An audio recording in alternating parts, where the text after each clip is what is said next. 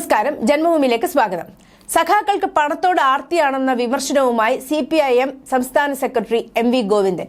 എങ്ങനെ സാമ്പത്തിക നേട്ടം ഉണ്ടാക്കാം എന്ന ലക്ഷ്യത്തോടെയാണ് പലരും പാർട്ടിയിലേക്ക് വരുന്നത്. തിരുവനന്തപുരത്ത് ബ്രാഞ്ച് സെക്രട്ടറിമാർക്കുള്ള റിപ്പോർട്ടിംഗിലാണ് സംസ്ഥാന സെക്രട്ടറിയുടെ രൂക്ഷ വിമർശനം.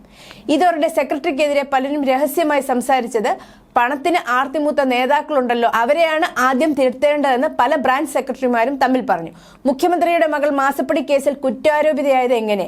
CMRL നിന്ന് വീണ അനധികൃതമായി പണം കൈപ്പറ്റിയെന്ന് ആദായ നികുതി വകുപ്പ് ഇന്ററിം സ്റ്റേറ്റ്മെന്റ് ബോർഡ് കണ്ടെത്തിയതെങ്ങനെ? മുഖ്യമന്ത്രിയുടെ ഭാര്യയ്ക്കും മകനുമെതിരെ സ്വർണ്ണക്കടത്ത് കേസ് പ്രതി സ്വപ്ന സുരേഷ് ആരോപണങ്ങൾ ഉന്നയിച്ചത് എന്തുകൊണ്ട്? ഇതൊക്കെ ആർത്തിയുമായി ബന്ധപ്പെട്ട കാര്യങ്ങളാണല്ലോ എന്ന് പറഞ്ഞ് പലരും ചിരിച്ചു എന്നാണ് സൂചന.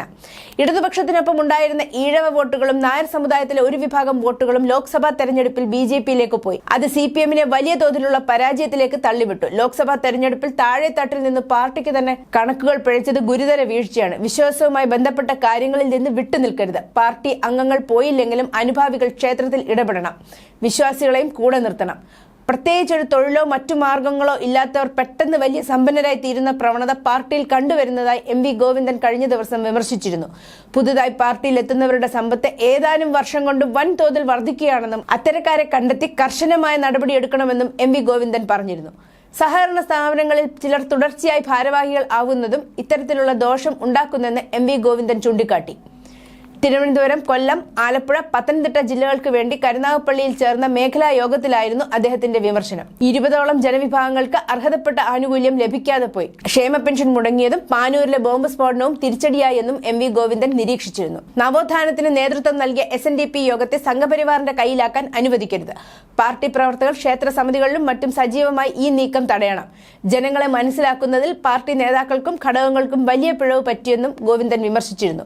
ലോക്സഭാ തെരഞ്ഞെടുപ്പിൽ താഴെത്തട്ടിൽ നിന്ന് ലഭിച്ച കണക്കുകൾ പിഴച്ചത് ഗുരുതര വീഴ്ചയാണെന്നും ഗോവിന്ദൻ വിമർശിച്ചു.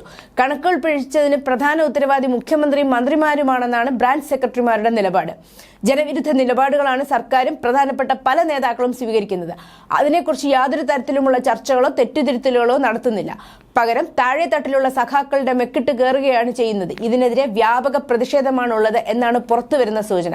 പാർട്ടി സമ്മേളനങ്ങൾ താമസിയാതെ ആരംഭിക്കും. അവിടെ പിണറായിയെ കാത്തിരിക്കുന്നത് വിമർശനങ്ങളുടെ മേഘവിസ്ഫോടനങ്ങളായിരിക്കും എന്നാണ് ചില ദിക്കുകളിൽ നിന്ന് വരുന്ന വാർത്തകൾ. എന്നാൽ ഇത് എത്രത്തോളം പ്രാവർത്തികമാകും എന്ന് കണ്ടറിയാം. News desk, Janmabhumi.